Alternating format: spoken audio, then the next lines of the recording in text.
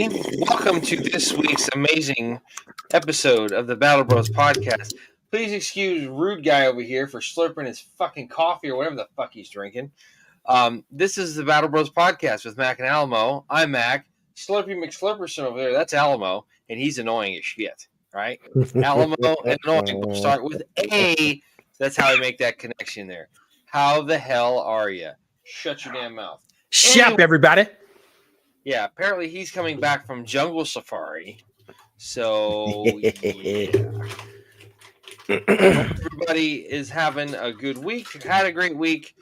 Welcome to the weekend. Here we are, as we usually are on a Friday night, talking about something to make us sound kind of like we know what we're talking about. Yeah. Intelligente. Intelligente. As the California people say. So, yeah. How the hell are you, my man? Better than crud you last had last week. Yeah. Yeah. Oh yeah. It hit me hard that Friday. Of course, the night of the show, and then Saturday and Sunday, it was just like. Weekend of the living dead. Yeah, basically that I was essentially trying to not snot all over myself the entire freaking weekend. I'm not gonna snot on myself. Yeah. As green mucus profusely just exited my body. Emanated from my nasopharyngeal organ. Yeah, it wasn't very nice when I thought an ectoplasmic entity was going to exit from my freaking nostrils. Ectoplasmic. That's a good SAT word. Good stuff, my man. Yeah. If you're new to the show, Alamo and I have been friends since we had a year of high school together. We both went on to join the post 9/11 military. Alamo was active duty. 23 freaking years. Alamo was active duty. I spent some time in the National Guard here in the state of Florida for the Florida Army Guard. But we've remained friends almost like By the way, speaking of state of Florida, congratulations, Pam Bondi, on your nomination. Yeah, right. Yeah, I've met her. She's a amazing person. I think she'll do well. So good stuff. But yeah, so we've remained friends throughout that whole time. So we kind of this podcast is about us bringing things to the attention of the veteran community, first responder community, and just to the human race as a whole. Indeed. So we do this podcast. We'll explain the origin story of this a little bit later. But if you haven't, if you have the ability to do so, we have social media accounts on YouTube. We have a YouTube channel. We have Facebook, Instagram, we have the Twitter, which is now known as X. We have all that stuff. Please feel free to get on there, subscribe, hit that notification bell so you can find out when we have new episodes coming out, all that good stuff, or when we make a new post. What are you going to say? You can find all those links in the description for our actual show over on the YouTube. If you go to our description box. Do it now. Do it now. Come on. So yeah, we'll kind of talk a little bit later about how we both got started in this and what that looks like, all that kind of good stuff. So, if you didn't catch last week's episode 093, we talked about a fun subject. It was about a unit that was involved heavily in World War II, but even more heavily in Korea. It is the 65th Infantry Regiment from the island of Puerto Rico. The Borinqueniers. The Borinqueniers. They had a Medal of Honor recipient and whatnot. That unit still exists today in one form or another. But it was a cool episode. We like doing the historical review, just because we get a chance to really go back and research and kind of nerd out and geek out on that kind of shit. Because we're both history nerds. But it's pretty cool. Check it out if you like. Before we get into this week's topic, we actually have a little bit of news. Hey. So for all of you jarheads out there, we have some good news. If you want to put this up, Alamo, I think it would probably be good. So everyone who has served in the beloved Marine Corps of this country understands the significance and importance of a place called Tunn's Tavern, which is in the city of Philadelphia. Yes, Philadelphia. It is basically the birth site. Philly in the house. It is basically the birthplace of the Marine Corps as we know it today. Well, guess what, guys? I know you just had your birthday here last weekend on Sunday. So happy belated birthday to all the devil dogs out there. They just, this last Sunday on the Marine Corps birthday, broke ground on a site that is going to have a replica of Tunn's Tavern built. And it's only like maybe 200 yards or so from where the original site was. So on Sunday, Marine veteran Patrick Daly will shovel dirt at a site in Philadelphia where his nonprofit group plans to rebuild a replica of the birthplace of the Marine Corps, Tunn Tavern. The groundbreaking is a ceremonial step towards Daly's dream of seeing Marines hoist tankards of ale there by the 250th Marine Corps birthday, which is next year in 2025, if his group can raise $8 million in the coming months. I read that statistic and I went, 8 mil devil dogs out there making the world go round? Hell yes. Got that shit. Just throw some crayons in there. Fucking done. Such a place would bring Marines to a replica of their birthplace. Captain Samuel Nicholas started the Marines at Tunn Tavern on November 10th, 1775, when he signed up the first volunteers who began a legacy that would later include Iwo Jima, Chosin, Hue, and Fallujah, along with the nicknames such as Devil Dog and Leatherneck. Devil Tunn Dog Tavern is my favorite. is Devil Dog, yeah, for sure. Tunn Tavern is also purportedly the location where John Adams and the Naval Committee met in 1775 to write the documents structuring what would become the United States Navy, according to Foundation Research. Once operational, proceeds from the new Tunn Tavern and restaurant will go to charities connected to organizations with connections to Tunn Tavern, Daly said. About a decade ago, Daly was at Cookie's Tavern in Philadelphia, where, for years, the owner, a Marine Vietnam veteran, hosted a street party for the Marine Corps birthday that saw 2,000 to 3,000 people show up to a hole-in-the-wall bar that could seat maybe a dozen drinkers. Daly thought, if thousands of Marines will travel all over the country on their birthday to this bar, what would they do if Philly had a Tunn Tavern of its own? That thought led Daly to form the nonprofit Tunn Tavern Legacy Foundation, nicknaming the future location The Tunn, which will be a replica of the tavern, serving drinks with an adjacent building called Peg Mulligan's Red Hot Beefsteak Club, serving food common to the 1700s era of the Tunn's history. The site is at 17 South 2nd Street in Philadelphia's Old City neighborhood, about 250 yards from the original Tunn Tavern site. The project also has the support of a key figure in Marine circles, President and CEO of the Marine Corps Association, retired Lieutenant General Charles Chiarotti, who said previously that a new Tunn Tavern would mean that, quote, Marines of past, present, and future will have their rightful gathering spot in the very city where the Marine Corps was formed, end quote. Daly grew up in the Philadelphia suburbs, driving a truck for his father's business down near the Delaware River, not far from the original home of Tunn Tavern. But he didn't learn of the famed drinking spot and its place in Corps lore until 1981, when a barrel-chested gunnery sergeant spit out Marine Corps history and facts as Daly huffed through the early weeks of officer candidate school at Marine Corps Base Quantico, Virginia. He had never heard of the place in all of his years near Philly. Quote, I thought, this guy doesn't know what he's talking about, Daly told Marine Corps Times, but you don't correct a gunnery sergeant in officer candidate school. Daly would go on to serve in the 1st Marine Aircraft Wing and 3rd Marine Division from 81 to 85 before rejoining civilian life. The former officer worked nearly a 40-year career in accounting and pharmaceuticals, and along the way got involved with Marine and community-centered nonprofits. Can I just say something about them damn gunnies? They will end officer and enlisted alike if they ever get questioned. Oh, yeah.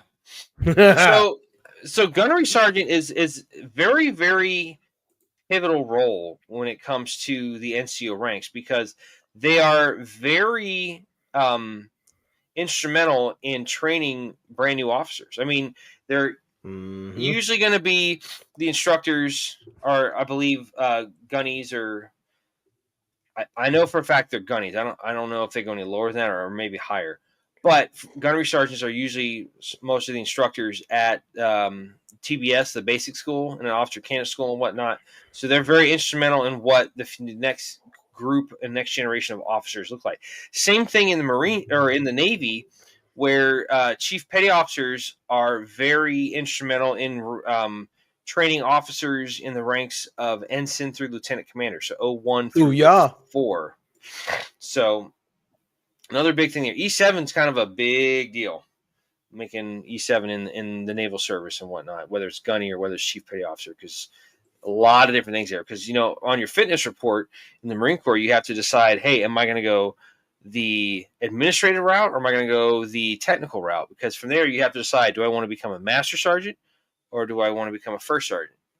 And then from there, it's first sergeant, sergeant major, or you have master sergeant and then master guns, which you do not see a lot of those because they're just kind of these amazing people. Master guns is, I've met one in my life, and I'm just like, whoa, master guns, cool. So, but yeah, so that's a really cool story that we came across. Not being a Marine myself, I still think if somebody offered me, if I had the opportunity to go up there and visit that kind of establishment, it's like, yeah, like let's freaking do that, man. But again, $8 million. Hell yes. In a month, in a little bit of time, man, y'all got this. I think that's a no-brainer. I think they got it. They have 2 Marines. Marines, you guys, put them out there in their dress blues. They'll get that shit done. Wallets are flopping and panties are dropping. Hey-o! There we go. Anyway, so the other story that we're going to talk about is kind of has a little bit more to do with our topic this week, and it's a little bit of a roundabout way that this is connected. So just kind of bear with us here. So there is an article that I ran across from Task and Purpose, and it has a picture from the very end of the Global War on Terror. There is a 2-star general by the name of Christopher Donahue. And Alamo's pulling up the picture right here if you're watching it. Roll that up a little bit, please. There we go. So this picture is of Major General Donahue. He is boarding. He is the last American service member boarding the last C-17 to fly out of Afghanistan with service members aboard. This was when we withdrew out of Afghanistan in 2021, 3 years ago. So the reason this came up is that this gentleman is since been promoted to 3-star, and he's now been tapped by President Biden for promotion to his 4th star and to be put as the commander of United States Army, Africa, and Europe. So that would cause him to go to his 4th star. I saw something about his promotion was being held up, I believe, in the Senate by one person. I'm not 100% certain because of that senator's feelings about how he was involved with the withdrawal and all that kind of stuff. But let's kind of stay away from the politics of that. Yeah. Of that aspect of it. I do want to say there's a lot of strong feelings about all that stuff right now. Yes, and that's kind of why this got brought up. You can go ahead and kill that if you want there, Alamo. But anyway, so that picture came up, and seeing that guy being on the last troop transport out of Afghanistan, it kind of made me kind of flash back to how all that went down. Started thinking about it and just how pissed everybody was about how they left in the middle of the night. Myself included, because it reminded me of a certain event in 2014. Yeah. So, yeah, it just kind of brought up a little bit of like bad blood you could say. So, what we're going to talk about this week is the topic of loyalty, and what I mean by that is loyalty in the aspect of like somebody that belongs to an organization, whether it's a civilian organization, whether it's military or whatnot. Because let's face it, at that particular point in time, after all that happened, when we literally jumped out of there in the middle of the night and we left all that shit behind, all that equipment and vehicles and weapons and all this crap, um, I would bear. Hold on a second. Let me figure out what the fuck I'm trying to say here. You would venture to say. I would venture to say, thank you, that at that point we felt a pretty strong kinship to veterans of the Vietnam conflict. Yeah. Because of how that went down over there, and then how this went down. And there was also a picture of some guys. Like there was a Chinook which literally had its tailgate parked on a rooftop where you could see it was like the very top of a building. Mm-hmm. And it was kind of like people were trying to scurry up this. See if you can find that picture, Alamo. I think they did a side by side. It's a Chinook with the tailgate sitting on top of a cinder, like a concrete block building. You know what I'm talking about? And then it has a Chinook that was in Vietnam. That was the last Chinook going out of Vietnam and the last Chinook going out of Afghanistan. See if you can find that picture and pull it up, if you would, please. And I can't believe I didn't think about that until just right now. So my bad. But if you could make it happen, make it sure. All the Star Wars or the Star Trek nerds out there, because I can't say I'm one of you because I just fucked that up. So I'm not even going to go out there. But I am an enthusiast as well. But anyway, yes, you could draw the comparison there. Like, we went over there, we did our job, and then for it to all go down the way that it did was just like, what the fuck over? Like, especially with us when they were doing the evacuation out of, Kabul, we ended up having the suicide bombing at Abbey Gate where 13 service members lost their lives. The majority of the Marines, one Army NCO, a staff sergeant, I believe, and then I think there might have been a Navy corpsman. I'm not 100% certain. But, yeah, so just seeing that picture kind of churned up a lot of emotions and feelings about the whole thing and whatnot. And, kind of just made me think about that connection between us and Vietnam vets and whatnot. And just how, like, we went over there and we kind of felt just betrayed by the whole thing about how, the war machine. Oh, you found it? Fantastic. Apparently, apparently India decided to report on it, but regardless, they have the picture comparison. All right, let's see it, man. Pulling it up. Time now. As he pulls that up. Yes, very much so. So you have. So the one on the right is when they evacuated out of Saigon. Yeah. Which was in 1972. Which is this side right here. Which is the right-hand side that you're looking at. And this Can you possibly zoom in on that at all? Just bring that picture into higher detail. What's the name of the website? OP India? Oh, wait, hold on. I went the wrong direction.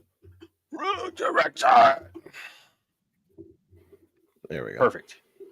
And then so, I mean, you have the same airframe, probably a little bit different model because, it's been 50-something years. But you have the Chinook taken off out of Saigon during 1972 in June. And then you have a Chinook here getting people out of Afghanistan, out of Kabul. So, I mean, it's the same freaking aircraft, for God's sakes. And it's kind of the same, very similar pictures. Shit looks a little bit different. Two different cultures and countries, 50 years apart, but it's just like something's a little screwy going on here. You know what I mean? So that's kind of how we got to the point of talking about loyalty. And as our good friend Brian gave us a suggestion too, he's like, whenever you guys go into these topics, maybe just narrow the scope just a little bit. Otherwise, you guys could be getting into the weeds for days and not really get anywhere. I'm like, that's a valid point. I appreciate your insight, my good man. So Yep. we're talking about loyalty from more of the member of part of an organization, whether it's a company, whether it's the military, regardless. Okay. Hell So to yes. start this off like we always do, we're going to talk about the definition first. So loyalty. What is it? Oh, I'm glad you asked. Let's look into that. So loyalty is the quality of being loyal, a strong feeling of support or allegiance. Now, as I mentioned, we kind of have to bring up betrayal of loyalty as well. And Yep. betrayal is defined as the action of betraying one's country, a group, or a person. Treachery. Okay. So let me close that tab. Are those just cough drops you're chewing over there? Is that the fuck I keep hearing? Yeah. Jesus Christ, man.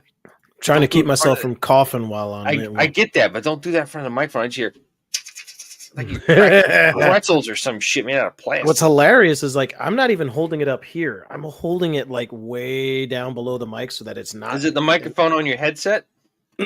No.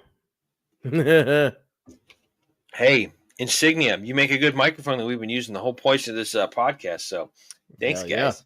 Yeah. So we have different types of loyalties. We just kind of want to talk about those real quick first. So we were kind of, but this was before we kind of decided to narrow the scope quite dramatically. So there's different types of loyalty out there. Okay. We're going to kind of just read over a few of those before we get to the one that we're going to talk about. So loyalty, and everybody uses that word. You hear it kind of thrown away. Hell, we use it thrown around quite a bit. We even had it as the 7 Army values. You had leadership. You had loyalty, duty, respect, selfless service, honor, integrity, and personal courage. And that was the very first one. So LDR, SHIP, leadership. And it's kind of a big deal, obviously. That's why they, put that out there and stuff. And loyalty is something I feel like you probably kind of should have at maybe certain points in your life, maybe not all the time, and also to varying degrees. I mean, you're obviously going to have loyalty to your friends, your family, so on and so forth. I'm very loyal to this guy right here because we've been friends for 23 years. We now do. Oh, let's do the side pose. Ready?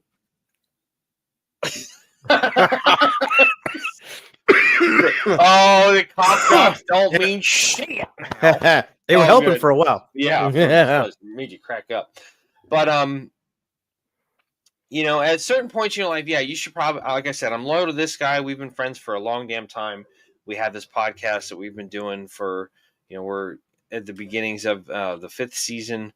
We're like 7 episodes in or something like that, 6 or 7, roughly about, yeah, 5 or 6. But I can't do math. My math brain hurts. So, but the math ain't mathin'. Yeah, my math ain't mathing right now. So yeah. But yeah, loyalty to I would to your family members. I have 2 brothers. One of them is no longer with us.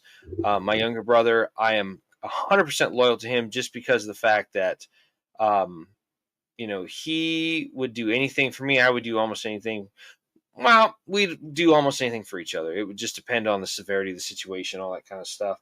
But, with my brothers, I'm very loyal to them, but I probably have a closer sense of loyalty to my younger brother just because we're closer in age. There's 3.5 years between me and him. There was 8 years between me and my older brother, who was the one who unfortunately passed.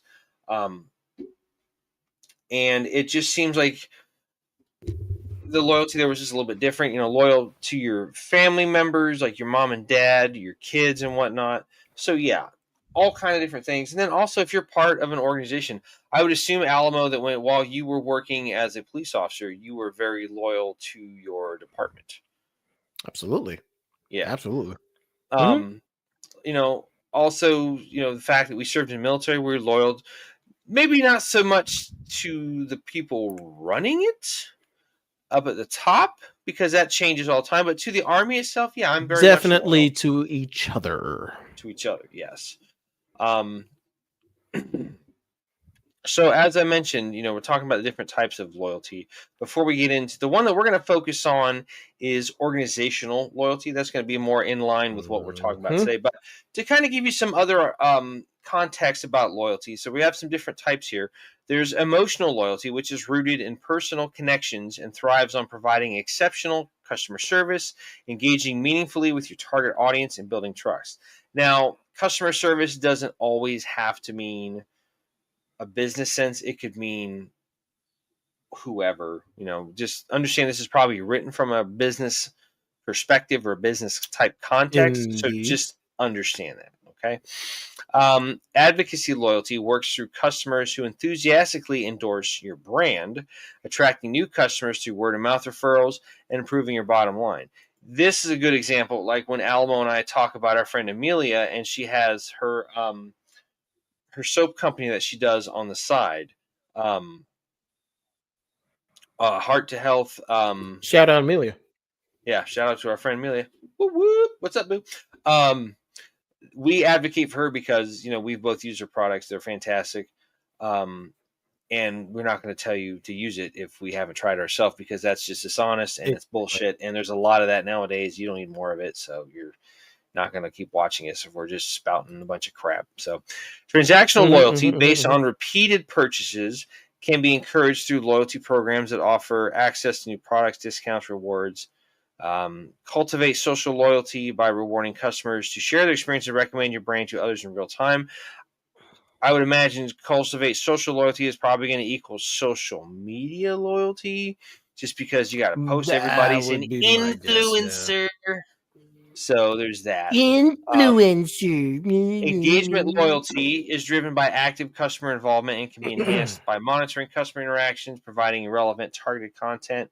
You also have behavior loyalty is reflected in consistent actions and can be analyzed using data science and machine learning to gain insights into factors driving those purchases. So yeah.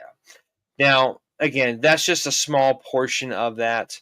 Um, when it comes to let me yeah, I'm on the right one. So organizational loyalty is going to be the level of commitment and involvement employees have within their organization. Okay. So again, looking at that's not on that article, Al. That's just something I had written Oh, from it's that not? article. Yeah, it's not on there. Ah, okay. That's why I added that Yeah, well, separate. I think. Let me just actually. Okay, so that I that was gonna say because you yeah. mentioned a few of them that were on there, and I was like, oh shit, wait a minute. Oh. Well, that was the first article. That was from the different types of loyalty hyperlink, and the one down there below, organizational loyalty. Yes, I did bring that one up. So, employee loyalty, as we just mentioned, employee loyalty is crucial in the workplace as it fosters a sense of stability, trust, and mutual benefit between employees in the organization. Loyal employees are more engaged, productive, and committed to achieving organizational goals. Okay, so switch in your brain, take that organizational business mindset, and let's just shift that around to the military. If you think about it, junior enlisted, we are the worker bee employees of the military. Then you have supervisors, first line leaders, and all that kind of crap. It's the same thing that any business is built on. You've got CEOs, you've got people that overlook, you got regional managers and vice presidents and all this kind of crap. It's the same shit. We just call them generals and field grade officers and senior enlisted and all that kind of crap. It's the same thing. Okay. COXO, all that crap. Same shit. COX, yeah. CEO, we just call it the CO. Okay. Vice president, no, it's an XL. It's all the same shit. Okay. Mm-hmm. Now, I'm sure you could make the connection here where when you first get in the army or you first join the military, it's like you're really wondering like, what the hell did I just do? Is this a company that I want to stay for? Because you're having all the crap experiences. You're just brand new. You're getting yelled at a lot. Well, you used to. Nowadays, they don't do so much of that. And that's not a knock on anybody who's in the TRADOC or the education pipeline or, the education system for the different military branches. It's just not how they do that anymore. When Alamo and I got in 03 and 05, yeah, the brown rounds got in your damn face. Said, "Hey, piece of shit, you're gonna do what I say when I say and how to do it." Uh oh. Was that who I thought it was? Da, da, da, da, da. Yay! War Daddy is Says in the house. Winters. War Daddy's in the house. What's up, War When you Daddy? get this in your face and it just goes, yeah. Yeah.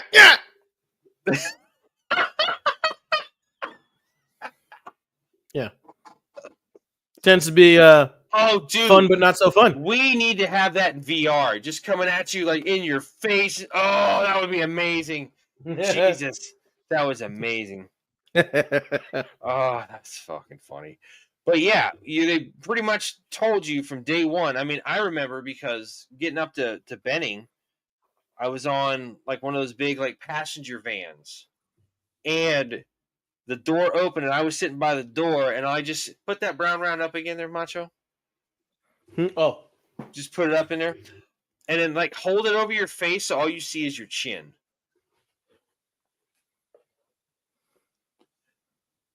Yeah, I see that, and it's a big hulking fucking dude, right? And he's just like, if you know what's good for you, you're gonna get off my van right fucking now. And I'm just like, getting my belt undone. I'm like, you're getting off this fucking van.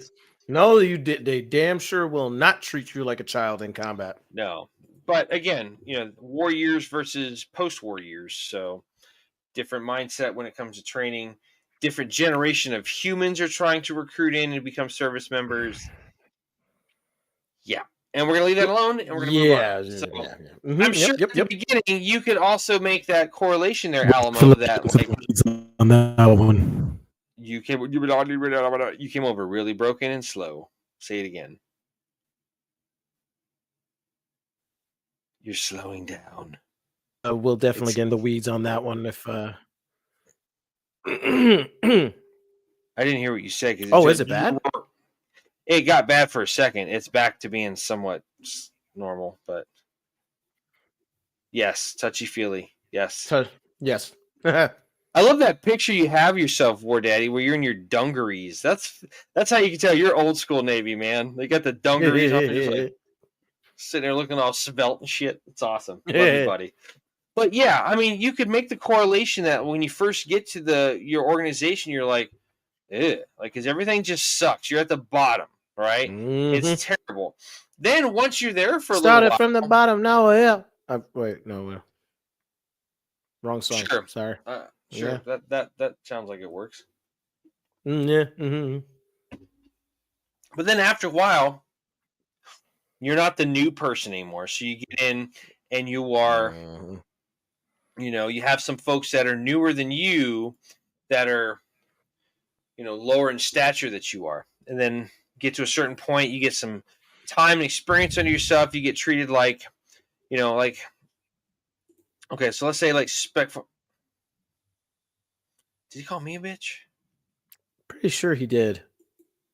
He's paying me a compliment, War Daddy. What the fuck? God. Lamo. Kill his feet. No, I'm just fucking with. No, especially like when you get to the point of being like a specialist. Specialist is kind of like, it in its own right, it's its own kind of unique thing because, or as we used to say in my platoon, a special lips. It's because you got a pretty mouth. Yeah. So, obviously a big deal is to put on your sergeant stripes and make NCO, but also like when you get to be an E4, a lot of times you get treated differently because you've been in long enough, how the game's played, how the system works, and like how to get things done without necessarily going about it by the book way kind of thing. So, but yeah, the same thing. Like, also like getting up in the rank. When you become an NCO, you become a supervisor and all that kind of, similarities between that and the corporate world. So you have those kind of comparisons there. And then obviously, being an officer or being like higher up, like a squad leader, platoon sergeant, first sergeant, all that kind of stuff, different levels of leadership all the way through. So you're part of the organization as itself. So you're loyal to that, but not necessarily to the CEOs and stuff at the top, because how many damn chiefs of staff did you have while you were in the Army? I had at least 2 or 3. Exactly. It changes all the fucking time. So those folks are just kind of coming and going. And again, very much a true statement, like with a corporate business in the real world, in the civilian world, I should say. So, and I would also venture to say that loyalty kind of depends on where you're at. Like I would assume, anybody brings up 3-2 striker cav, you're going to get a smile on your face and start thinking of good old times and memories and guys you served with. And you're very loyal. You're very loyal to that unit. It's true or untrue? Hell yes. Okay. Now, and that ended up getting reflagged several times. You started off as 25th Striker Brigade Combat Team. Then you became 24th. You were the first of Deuce 4, and then when you went to Germany, you became 3-2. They reflagged us just before we made the move. Yeah. Okay. So I mean, technically, I can honestly say that I think I'm pretty loyal to both, only because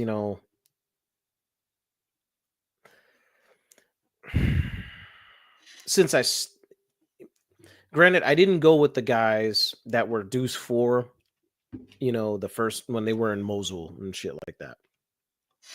So I mean, I can't really say that like I understood their struggle while they were there, but pretty much like most of the guys that went to Mosul ended up going with us to Baghdad right afterwards anyway. So I would say out of the guys that we had in our unit at the time, I would say probably 65-ish, maybe 70% ended up going with us when we went to Baghdad. What was the dwell time in between those two deployments? Like, was it between Mosul and between Mosul and I had a friend who. Yeah, it's a different world nowadays, man. It's a very much a different world. I was watching a documentary on something. I think it was on Newsweek or something. Yeah. So basically, I'm sorry. Let me read this out loud real quick. Put a pin in it, real quick, Alamo. War Daddy said, "I have a friend who's a DI, and he told me that he had to tell a recruit that he was going to touch him prior to correcting them." So, they got rid of the shark attack, which was controversial in its own right. But nowadays, they like when you go through Drill Sergeant Academy, or you get, all that kind of shit. Drill Sergeant School, I believe it is. I'm thinking of Sergeant Major Academy.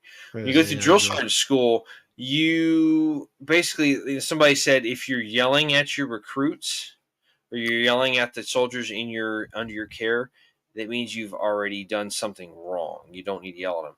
It's like, you don't need to yell at them, but you can raise your voice to take a command presence and just be like, hey. Exactly.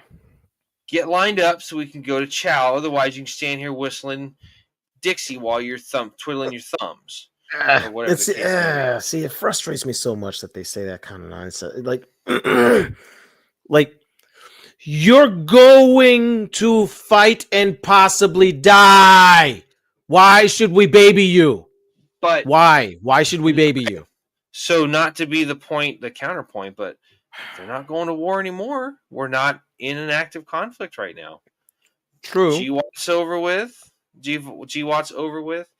Iraq's closed. Afghanistan is why we're talking about tonight. No. So, yeah, you're serving the military, but at the same time, it's like, it's not exactly the threat of the imminent possibility of going to war. So, yeah. Anyway, we digress too much. But anyway, you were talking about loyalty to Deuce 4 and the guys going over there and all that kind of stuff. And then you guys became 3-2 Striker Cav. Yeah, I feel like I have a good amount of loyalty to both units, only because although I only served a little bit of time under the flag of Deuce 4, many of us were Deuce 4 before we transitioned into 3-2. You know what I'm saying? Right. So I feel like I have like and because a lot of the guys that we served with were from that unit and transitioned from that unit into what we were as 3-2, I don't know. I just feel I feel pretty loyal to both units, to tell you the honest truth. It's kind of one of those So things. yeah, I got you. So like in my case, I stayed in the same battalion. My whole 6 years, I was in second of the 124 for Second Battalion, 124th Infantry Regiment here Yeah. in the Florida Guard. I changed companies though. I started off in Charlie Company, which is in Orlando, and ended up switching over to Bravo, which is a little bit farther away in Sanford, because a lot of the guys I served with ended up going to Bravo as well. Charlie Mhm. at the time was in Orlando, but then they relocated and moved armories all the way up into Ocala, which is a little bit farther away. I mean, it's cool though because they share an armory with Charlie 3rd Battalion 20th Group, which is pretty bad. So they're in an SF unit armory as well, which is No. pretty cool. But part of me was like, I don't want to drive that far, but I stayed in. I stayed in the. I switched from Charlie Company to Bravo Company, but yeah, um, to the battalion itself, absolutely, I'm 100% loyal because it was a cool experience. I mean, we had good leaders for the most part. There were some things, like anybody that served in the military, you kind of have somebody that's going to be like, and mess it up for you at one point or another. Yeah. Um, but also the fact, dude, I have defended not just my old unit, but like being in the Guard in general to so many people that are like, isn't that like not the real Army? And I'm just like, fuck, here we go. I can't tell you how many times I've had that damn conversation about like, yeah, it's actually a little bit more difficult because you got to juggle more shit there, guy, Yeah. lady, whatever. So, and also the other cool thing about the unit is we had permission from the Seminole Tribe of Florida to use their colors and their motto, which is "We will never surrender." So that was part of the greeting of the day. Is you'd say, you'd salute, say Seminole, sir, and the officer would return back by saying "Never surrender," which is pretty cool. So Yeah. having that connection there, and especially in a time when they're trying to get rid of all of the Native American symbolisms and symbology and all that kind of stuff, it's like we had shirts that were actually had like the numeral 2 and stuff, and then in the space of the 2, it had an actual like a Native American head of a Native American male with like the feathers and the headdress stuff on. I was like, that's a badass shirt. Instead of cross rifles, they had it where it was cross tomahawks and shit. And I was like, fuck yeah, dude, that's awesome.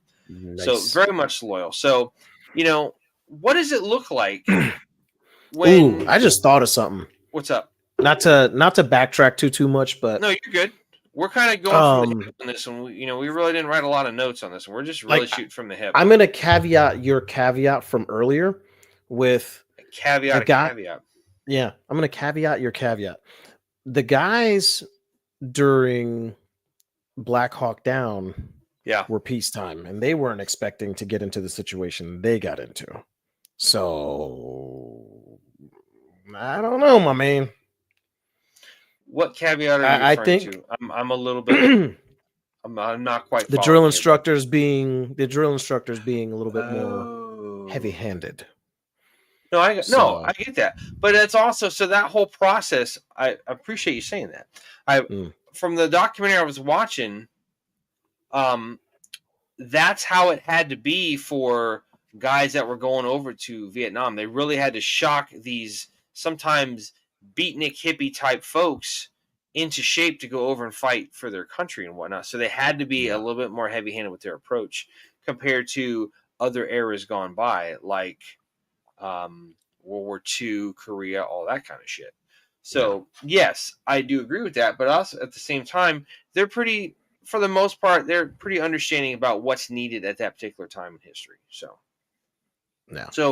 okay, so we talk about the loyalty. So again, circling back around to what started this is you have, your wartime service of fighting for your country in wartime, especially for me being in Afghanistan, Alamo. You were in Iraq and stuff, but you go over there and you could potentially lay it all out there on the line. Sometimes to give the final act of service to your country and whatnot, and then for things to go down like that betrayal of being like, look at what happened in Vietnam with the Green Berets and the Montagnards. The Montagnards were the mountain people that they went and they trained and kind of had this bond with. And they pretty much just got left and got fucking slaughtered, when we pulled out of there and shit. And it's just like a lot of these SF guys are like, man, that's so fucked up. Like that betrayal there, it's awful. Is it a reasonable expectation for loyalty to be It's such a just thing like anymore? it's just like when the Kurds during freaking the pullout from Iraq, man, with back in 2014. Like the Kurds, we've worked with them, we trained with them to a certain degree, but we worked with them, And the Kurds were freaking awesome. They were actually fairly westernized for being, still technically a Middle Eastern society. You know what I mean? They were actually fairly westernized. And Sorry. They ended up getting jacked the hell up. You know what I mean? Yeah. When we pulled out of Iraq. It was to the point where, man, like I honest to God, back then, I almost signed the hell back up because I just couldn't understand why we were just leaving the way we did. We essentially left Iraq the way we left Afghanistan. Not as bad. I think Afghanistan was worse. I think like we at least Iraq pulled was our maybe like a equipment. dress rehearsal. Hey, we're gonna need to do this in a few years. Let's practice now. Yeah. But we at least still left a contingency there. You know what I mean? I think I just lost signal. Keep talking. You're good. Did I just lose signal? You froze for a second, but I got you. You're good. I think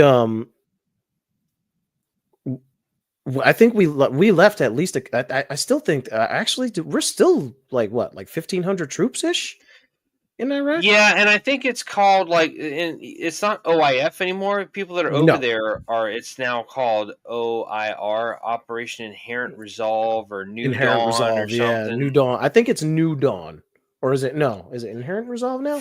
Funny enough, Shit, I don't remember. Speaking of that, sidebar, I saw something on Facebook today where they've extended out the qualification dates for the GWAT service and GWAT expeditionary medals, so to include up to like today's date or something like that, or to a certain point in time. Like it's not just at the end of 2021. It's like it's kicking out further now. So I don't know if we're going to see guys getting the GWAT service when they go to boot camp and stuff, but if you're serving time over there, yeah. Okay, so we talked about with all this stuff. So like the betrayal of that, that's kind of expected at certain points. If you, especially like over where we were, like I don't know about the Iraqi police and stuff, like the national police and like the paramilitary groups you had, but like green on blue was like a big deal. There's a lot of times where Iraqi police, Sons of Iraq, there was quite a bit of that from time to time because. So what we're talking about is basically like if you're not familiar with the term of blue on green, basically it's where you have an allied force that just turns on you for no reason and just starts lighting you up. And a lot of times with like there's plenty of stories of this happening in Afghanistan where you had like Iraqi National Army either abandoning their post, just turning on their American counterparts, like the embedded training teams or whatnot, and just lighting them up. The Iraqi police, though, they were inherently corrupt, man. Like it was very hard to come across, a precinct of Iraqi police where they actually were 100% loyal. Oh, you're not going to have 100%. That's unrealistic. It was no, and not at all. Sometimes I'm gonna be honest with you, man. It either could have been like a 50-50 to 40-60 like loyalty rate from these freaking guys. It just because the enemy would embed I don't know. You got your coin? So Coin tis what says it is. What was that? What was that line from Braveheart? Good Lord says he's gonna get me through this, but he's pretty sure you're fucked. The good Lord tells me that he thinks he's going to get me out of this mess, but he also tells me that you're fucked. That's the best character in that whole movie.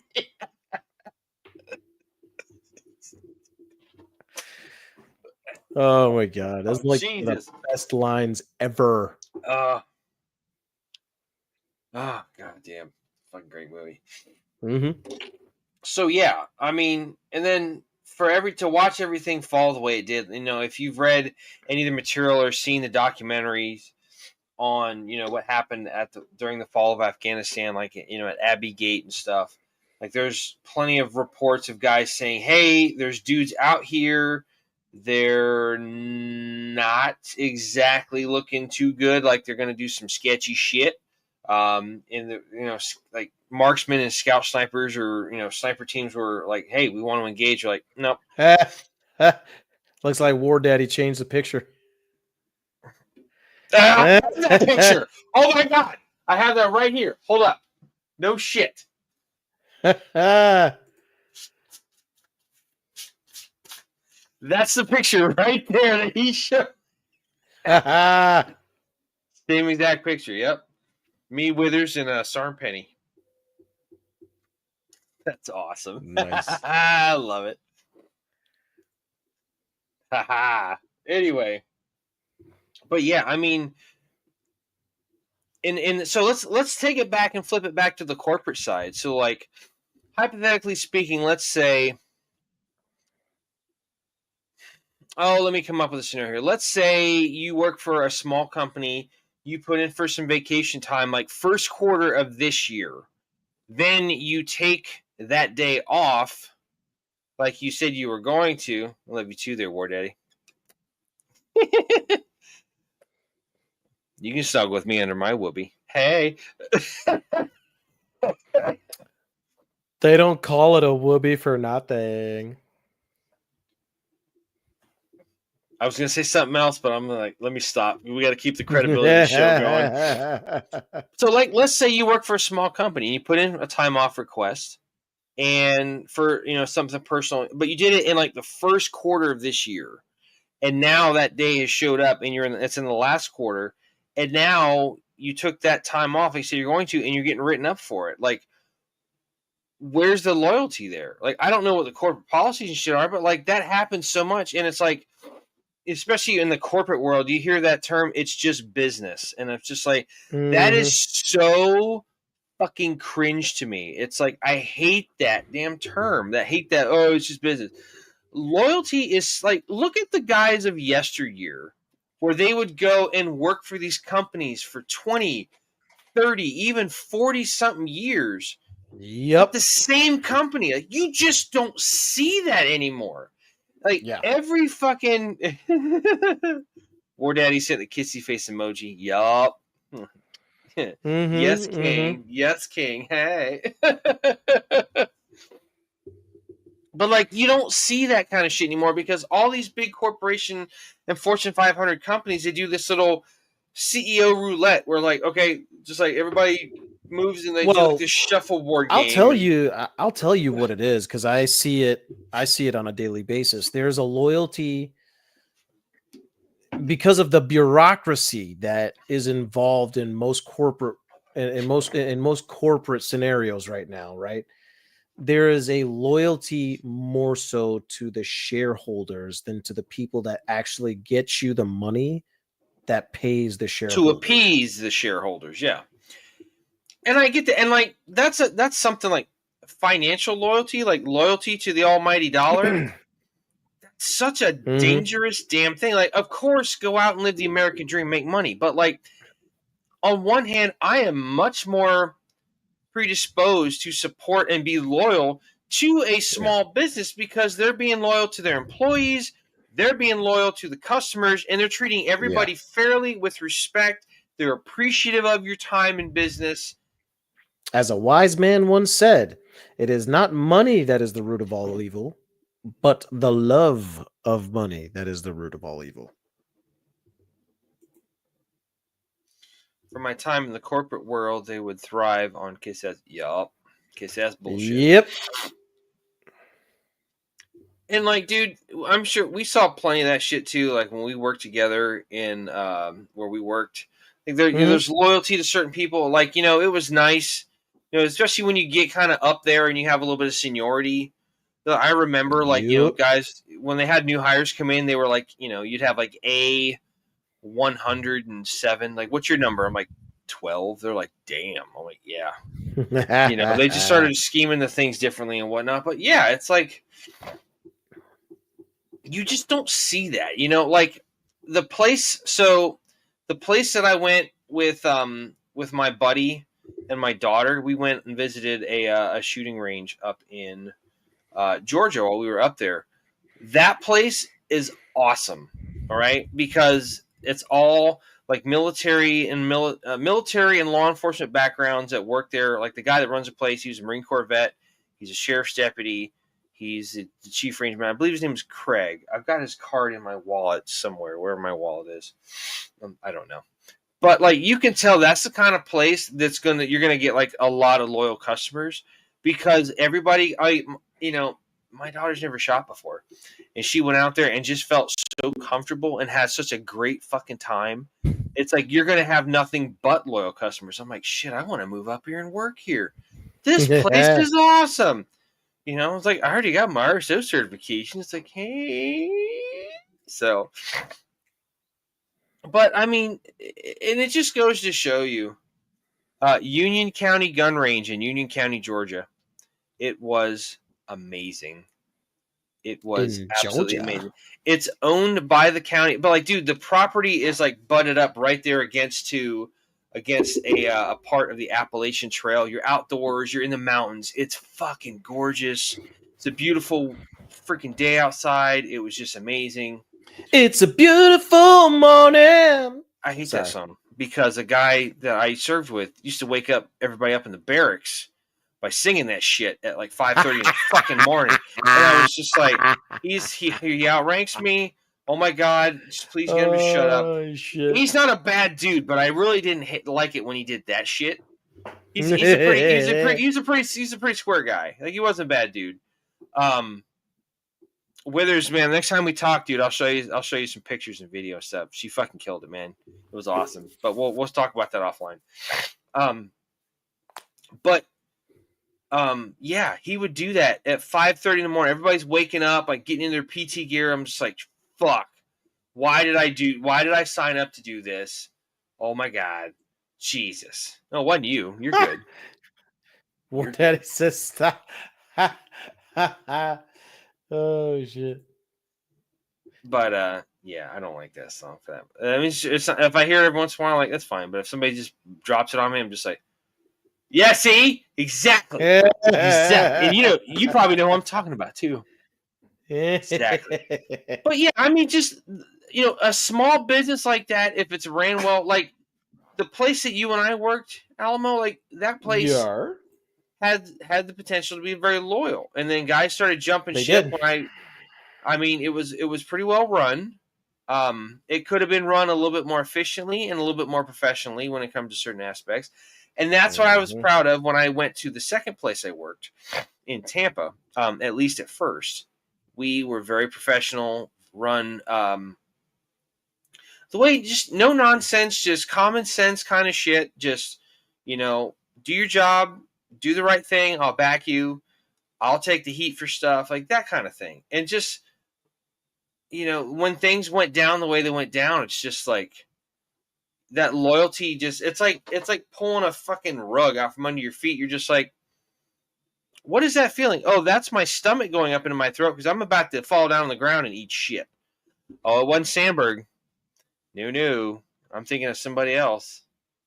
I don't want to name his name out loud. But yeah. Anyway, yeah, and that loyalty, it's kind of like trust.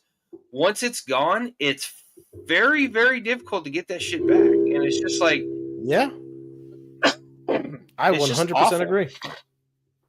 Like once it's gone, it's like it's fucking gone. Hey, I don't know what to do. So And a lot of major corporations are going through that nonsense where they're losing the loyalty of their employees because dude, they're focusing on numbers over, you know, over supporting their people, you know? I will text it to you in a little They bit, failed War Daddy. I'm not going to say it here because whenever it comes back that he watches the show, I will text they you in a second. they Think fail about to this though. realize that supporting the people that get them where they are is the deepest and best way to to make loyalty, to create an atmosphere of loyalty for the company. I think you figured it out.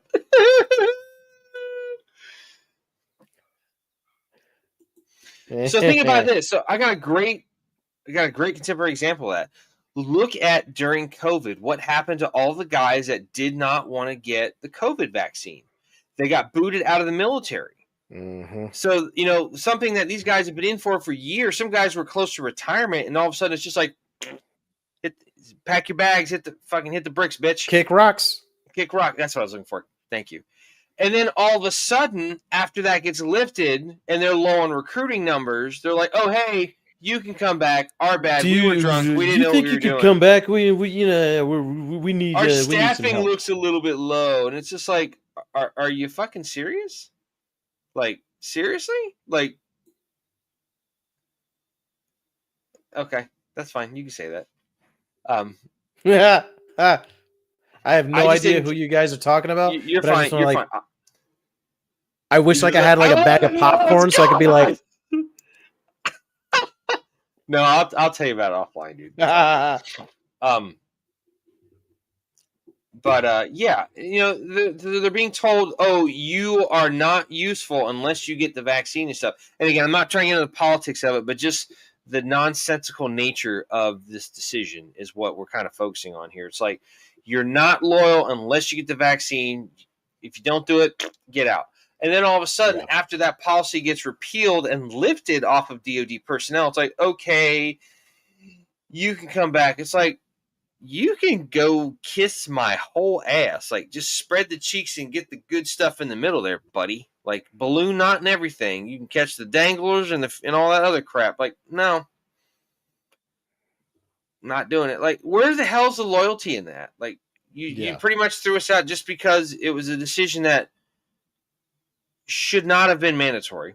I will say. Should not have been. You threw it down everybody's throat and said, this is what's going to happen, or you get out. And then you get them out, and then all of a sudden, you want them to come back. It's like, do you realize how ridiculous you look right now? Like, seriously? So, and that's kind of I think that's kind of a good way to wrap up this whole organizational loyalty conversation. So I just thought of that, and I was like, oh, yeah. So, do you have anything you want to add before we start wrapping it up there, homeboy? No, I think we covered it pretty damn well, honestly. I think so, too. Like, we covered a lot of points, That's our chit chat on loyalty, especially from the perspective and context of organizational loyalty, like with the example I just gave at the very end there. Tell us your thoughts. Tell us what you think. You agree? Do you disagree? You want to say something? Just make sure you start off with "Jane, you ignorant slut," because that would be a fantastic reference to SNL way back in the day. And if you know, you know.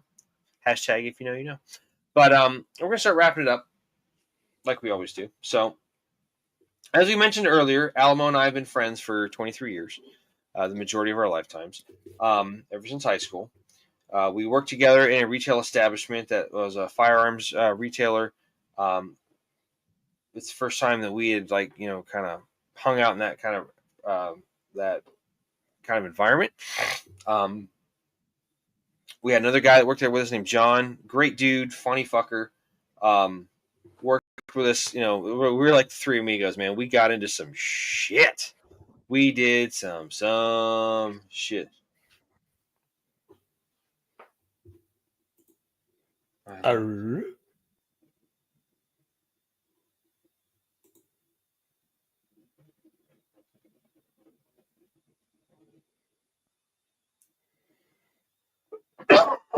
Okay. Okay. That Yeah, makes more sense. there we go. Way to decipher that a little bit. Yeah. That's another good point too. Especially when you're getting up to being a supervisor, having your loyalty to your men. Yeah. I feel like we could go into that for another 20 minutes. Maybe when we revisit this, we'll talk about that for sure. But anyway, so it was the two of us. We also had this guy named John. John was a great dude to work around. We all left at different times and for different reasons. We all kind of fell out of touch. Alamo asked me to be a part of a gathering for his wife's group called Flipside Mentorship. If you get a chance, check it out. Flipside Mentorship is it .org or .com? .com. Flipsidementorship.com. Check out Tish's channel over there. She's got good stuff going on there. It's fantastic. All that good stuff. Flipside Mentorship. Flipsidementorship.com. I'm sorry. What did you say, you leprechaun fairy fuck? What did you say? Jesus Christ. Cherry. We all don't sound like that, okay? Just shut up. It's like saying, I don't want to say anything else. I could be construed as being a really racist prick right now. I'm not going to do that because I'm not that kind of person. So, yeah, well, let's see. You get your Georgia titties without the taters. Stuck on the shillelagh there, brother. Shut up, fucking face. God, we're such ding dongs sometimes. I swear to God. Anyway, so we fell out of touch. I worked with Alamo and his wife. Indeed. And we decided we wanted to try to do something together. And in the process of that, we found out that John had unfortunately solved a temporary problem with a permanent solution, and he killed himself by suicide. And I was pretty floored when we found that out. So I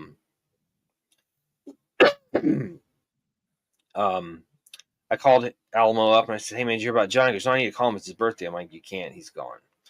So that was kind of the catalyst moment that kind of got us started on this journey. We talked about doing a podcast. Didn't really know much about it. How hard can it be? They put a monkey in space. Good point. So, we kind of started coming up with the concept, the idea of what this is going to be, this, and the other. We came up with a name, and we also came up with the idea of, hold on a second. I got to messaging Withers that name real quick. So, stir up the shit. Yeah. So, yeah. So we started on this journey together. Came up with the Battle Bros code. He said, "Fuck yeah." Came up with. All right, I gotta focus here, Withers. Hang on a second, man. Okay, yeah. We'll talk later. Focus. We came up with the Battle Bros code as a way to kind of help everybody remember that they're important. They need to be here. They need to stay around so they can pass on their knowledge and wisdom and experience to the further generations, and they don't give in to the demons within. So if you can remember the 4 letters BROS of the Bros code, you're going to be okay. It's easy to remember. I'm not even going to look at that because I saw the first part and I was like, damn. Be tenacious. No matter what you do in life, if you are going to be a supervisor, if you're going to be a leader of men in whatever facet that looks like, if you're going to give somebody a hard time and razz them on the phone, yeah, War Daddy's over here being tenacious. Okay. Whatever you do, go out and do it to the fullest of your abilities. Don't just go in there with the approach of, I'm going to settle for, average. No, go out there and do it to the best of your abilities. Go out there and be the best parent you can be, the best teacher, the best first responder, the best service member, whatever your job is, even if it's something that a lot of people don't give you credit for, like the freaking people that are going around and picking up all of the yard waste and the limbs and stuff out of the yards that are still around. Props to you guys, because if you haven't been said thank you enough, I'm going to tell you right now, thank you. You finally picked up the crap out of my yard a month after the hurricanes. I appreciate you guys. You guys doing a thankless job. It's awesome. I appreciate you. Thank you so much. Whatever the case may be, whatever your job. I'm not gonna lie, I've been burning a lot of that debris. Yeah, it was just a lot of like twigs and shit, but I didn't want to deal with it. I picked up a good amount of it, stuffed in my yard waste can, but whatever. No matter what you choose to do in life, go out and do it to the best of your abilities. In the immortal words of the great Ron Swanson, don't half-ass two things, whole-ass one thing. Okay? That's all I got to say about that. Be tenacious. R, refuse to surrender. Whatever happens in life, you're going to have good days, you're going to have bad days. You're going to have good things happen, you're going to have bad things happen. Whatever those bad days and bad things are, don't let them define you. Pick yourself up, keep going, keep driving, get your compass out, find the way you got to go, shoot your azimuth, and freaking rock and roll, man. You're gonna have days where things are just not gonna go right from the start, and they're gonna be shit all day. It's okay. It's called being a private at the land have course. Okay, it sucks. Just go and do what you got to do. Refuse to surrender. Okay, no matter what happens. Hell Keeping yes. along with that. Obliterate your obstacles. Whatever those obstacles look like. All right, it could be a hill you have to climb, a 20-foot wall that you have to climb up with a rope and a grappling hook, like Batman from the 1960s. Whatever. You might have to go. Batman. Anyway, you might have to go and trek a quarter mile into the woods, go downstream, trek out of the woods, and continue on to the MSR. Whatever the case may be. Sometimes you got to breach the door. You got to blow some stuff up. Sometimes you got to back an armored vehicle into it. Okay, cool. Whatever. Not judging. Yeah, judging a little bit. Whatever those obstacles are, obliterate them and continue on until you hit the OBJ. Hit the objective, man. Hit the X. All right? Obliterate your obstacles. S, most importantly, seek out help in a time of need. As with our good friend John, there isn't anything we can do to bring him back. And that is unfortunate because he was somebody worth knowing and worth talking to. He may not have had a very long, illustrious military career, but he was a good dude that deserved to have his story told. All right. And there's nothing we could do to bring him back. And that's unfortunate. I wish we could. Because if we didn't have to do this show so that because John was here, I'd be okay with that. Okay. But Sylvie, it's not the case. Whatever that helps looks like. If it's somebody you know from your old unit, family member, a friend, a close confidant, somebody you can confide in for things, it's not going to go blasting your shit on social media, all that kind of crap. Somebody you can just sit down and have a heart-to-heart talk to. Whatever that looks like, all right? Just don't be afraid to utilize that resource. If that kind of resource is not available to you, then you have other options, okay? If you ever feel like you're going to harm yourself, I would advise you and I would strongly caution you don't. Okay, we don't need to lose somebody else to this terrible, terrible thing that happens. We need to keep as many of us here as much as possible. We are stronger together, and we are stronger as a culture. The veteran culture is alive and very much well because we all stick around as best we can. It's just very sad and it's unfortunate, and it's fucking awful when one of us chooses to go down that route when we could have just picked up a phone and said, "Hey, I need help." Okay, don't be afraid to do that. If you ever feel like you're going to harm yourself, there's options for you. There is the National Suicide Prevention Hotline. You can reach them one of two different ways. The first one is to call the 800 number. It's 1-800-273-8255. Again, that's 1-800-273-TALK. TALK. Talk. Or you can dial 988. Again, that's 988. Once you get on, you dial 1. That was going to connect you to somebody that's there to talk to immediately. They're available 24 hours a day, 7 days a week. They are there to get you the best help you can get to keep you here and keep you in the fight. Okay. And just because you're not fighting a war doesn't mean you're not in the fight. The fight is just trying to make it to the finish line instead of being taken out of the game early. Okay. Damn right. So if you can remember those 4 things, be tenacious, refuse to surrender, obliterate your obstacles, seek out help in a time of need, you're going to have a pretty damn good chance of staying around and keeping yourself in the fight. Okay. And that's what it's all about. So on that note, I'm going to hand it off to my cohort over here. He's going to finish off the show and do all the plugging of social media and all that good stuff. And then we're going to get the hell out of here for the week. So, yeah. Yeah. If you'd like to get in contact with us in any way, shape, or form outside of the YouTube comment section, you can do that on multiple different places. You can do that at facebook.com/battlebros.podcast. You can also do that at battlebros_podcast on Instagram. And you can also catch us over on the X, formerly known as Twitter, at BattleBrosPC.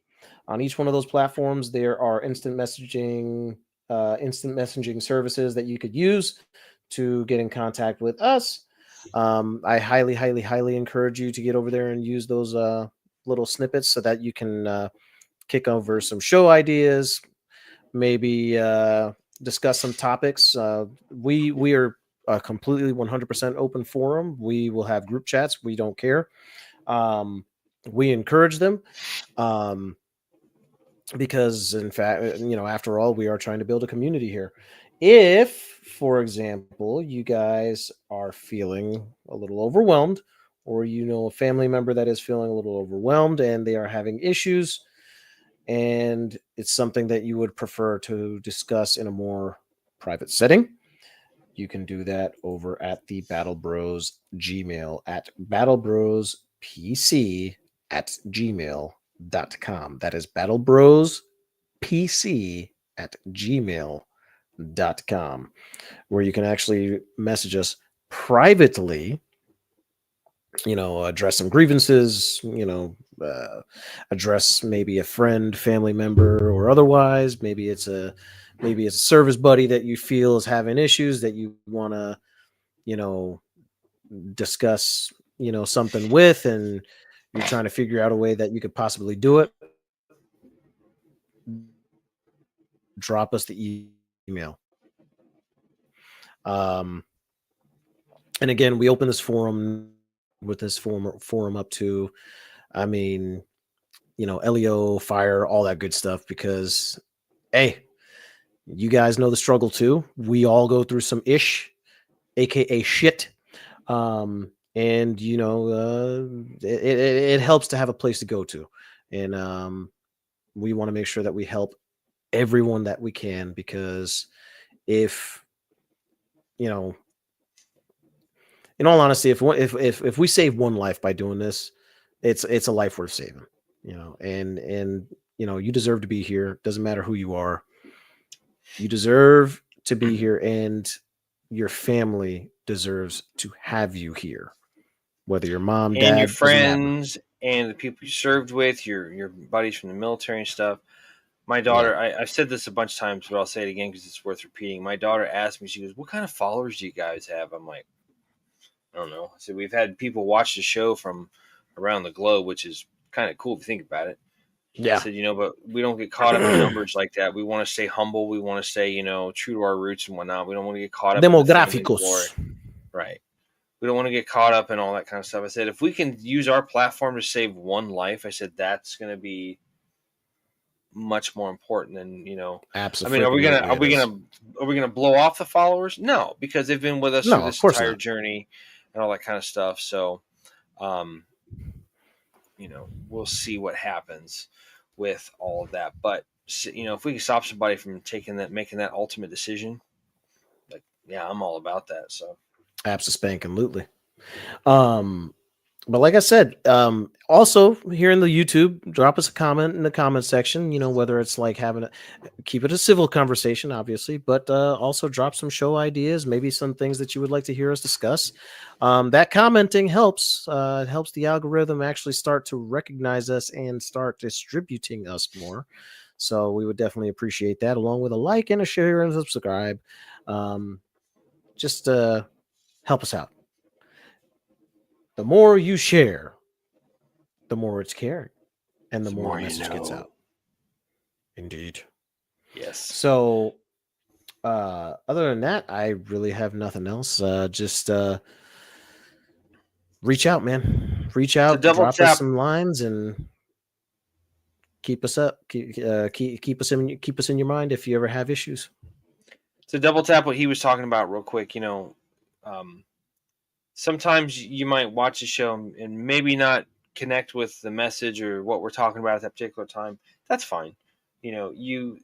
sometimes it's not about connecting with yourself. Sometimes it's about passing it along and paying it forward, sending that message on to the next person until it gets to somebody that can actually benefit from that. um, we're still very much word of mouth operation. People still ask about us and stuff. Like we feel a little bit more legitimate now because we actually have business cards and stuff. It's like, oh shit, that's kind of cool. So yeah, we there you go. Hey, thanks, War Daddy. Appreciate you, man. But um yeah, don't be afraid to pass it along. Be like, hey, I watched the show. These guys are pretty funny. The one dude is hilarious. The other guy, he's got a large head and he scares children. I know, and I'm a kid therapist, so yeah, it's funny how that works. But they got a good message, And like I said, if we can stop one person from going down that road, the road to no return, I'm for it. Like, let's do it. Let's see what we got to do. Let's help out as best we can. So, again, thanks to everybody for watching. Stay with us this long for this episode, and also through the what we've done so far. We appreciate it. This has been episode 094, entitled "Loyalty" of the Battle Bros podcast. My name is Mac. This over here is Alamo. Thanks for stopping by. Just remember, be tenacious, refuse to surrender, obliterate your obstacles, seek out help in a time of need. Okay, and until the next time we see you guys, keep it on down the road, and we'll see you soon. Are we doing a show next week because it's Thanksgiving or not? We didn't answer that question.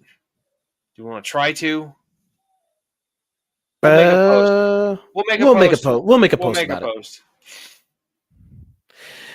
On that note, Battle Bros out. Oh, that was like we practiced that. That shit looked good. Yeah, buddy. Yeah.